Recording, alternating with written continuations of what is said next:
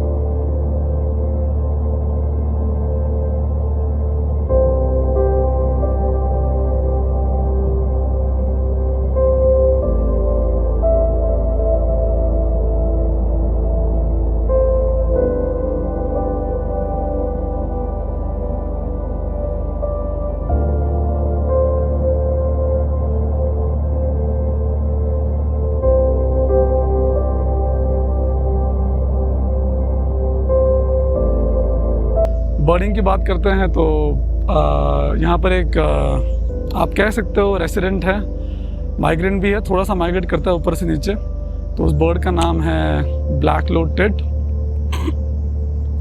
तो black load tit हमें जब हम बर्डिंग के लिए आते हैं लगभग हमें सुनाई तो लगभग रोज़ देती है, बट दिखते नहीं हैं।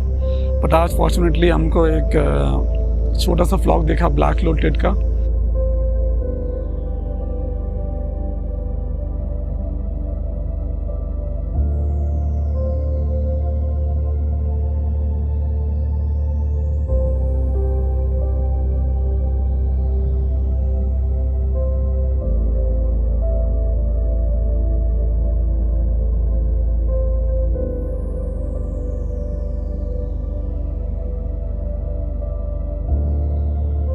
उसे ब्लैक लोटेड इसलिए कहते हैं क्योंकि इसके जो लोर्स हैं वो काले रंग की हैं आँखों के आसपास। आपको बर्ड को देख के आइडिया आ जाएगा। आज फिर मैंने आपकी मुलाकात एक स्ट्राइटेड प्रिनिया से भी करवाई, अगर नहीं करवाई तो अब करवाता हूँ। तो दोस्तों ये एक स्ट्राइटेड प्रिनिया है। ये भी मुझे लगता है, ये मेरा ऑब्जर्वेशन है कि शायद ये यहाँ पर एक समर विजिटर ही है। हाँ, सर्दियों में इसकी आवाज़, इसकी कॉल बहुत कम आती है, फिर नहीं आती है। आई थिंक कुछ इंडिविजुअल्स रहते हैं यहाँ पे। So this is striated prinia. यहाँ पे हमने अब तक जो ऑब्जर्वेशन किया है उसके हिसाब से यहाँ पे सिर्फ 2 ही तरह की प्रिनिया हैं। एक तो स्ट्राइटेड है और दूसरी है grey rested prinia. Grey rested prinia को आप पहचानते होंगे। This is a different prinia called striated prinia. It could be a migrant but I think it is mostly a resident. अगर माइग्रेट करती भी है तो बहुत ज़्यादा नीचे नहीं जाती है। I am not exactly sure about this bird, लेकिन जो इसकी कॉल है, इसकी हैबिट है, ये किसी ट्री टॉप पे जाएगी स्टार्टिंग फ्रॉम स्प्रिंग और अब तक कर रही है। देखो किसी ट्री टॉप पे जाएगी एंड देन वहाँ से जो इसकी एक कैरेक्टरिस्टिक कॉल है, इस कॉल से काफ़ी देर तक कॉल करती रहती है। तो स्ट्राइटेड प्रिनिया का एक और नाम हिमालयन प्रिनिया भी है एंड जो इसका डिस्ट्रीब्यूशन है वो लगभग पूरे हिमालयन क्षेत्र में है, वेस्टर्न हिमालय से लेके नॉर्थ ईस्ट हिमालयाज़ तक।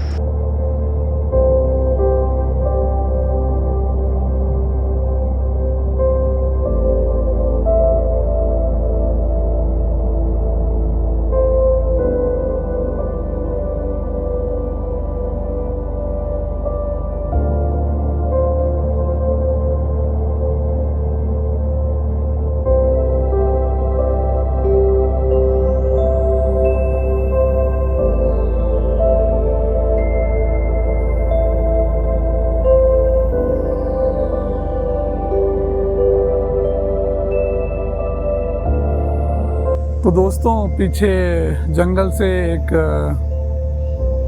ब्लैक फ्रैंकोलिन के कॉल करने की आवाज़ आ रही है। आसपास grey headed canary fly catchers भी चिल्ला रही हैं। और जब हम उस स्पॉट से आगे निकले उस प्रिनिया को शूट करने के बाद, तो हमने रेड बिल्ड ब्लू मैगपाई को देखा, हिमालयन बुलबुल को देखा, रेड वेंटेड बुलबुल को देखा, देन हमने ब्लैक हेडेड जे को देखा। उसके थोड़ा सा पहले हमने एक ब्लैक थ्रोटेड बुशरेट को देखा था। तो आज जैसे कि मैंने आपको पहले भी बताया कि बर्डिंग के जो सीज़न है उसमें जो एक्टिविटी है वो काफ़ी कम होती है, तो बहुत ज़्यादा स्पीशीज़ नहीं मिलती हैं आजकल। तो आई थिंक अब काफ़ी समय हो गया है एंड हमें इस व्लॉग को यहीं पे समाप्त कर देना चाहिए। जैसे जैसे मौसम बरसात कम होगी और बहुत ठंडी का मौसम आना शुरू होगा, तो बर्ड्स की एक्टिविटी जो ऊपर से नीचे आती हैं वो नीचे धीरे धीरे नीचे आएंगे। तो उस टाइम पे बर्ड्स थोड़ी अलग अलग प्रकार की एंड थोड़ी मैच्योर मेल दिखने लग जाते हैं। So that will happen slowly but as of now it is mostly matures and activity जैसे कि आप देख ही रहे होंगे कुछ वीडियो से थोड़ी थोड़ी कम है। तो एनीवेज मिलते हैं आपसे किसी और वीडियो में एंड तब तक अगर आपने वीडियो को अगर आपने वीडियो को लाइक नहीं किया है तो प्लीज़ लाइक करिए एंड अगर आपने चैनल को सब्सक्राइब नहीं किया है तो डेफिनेटली करिए। बाकी सी यू लेटर।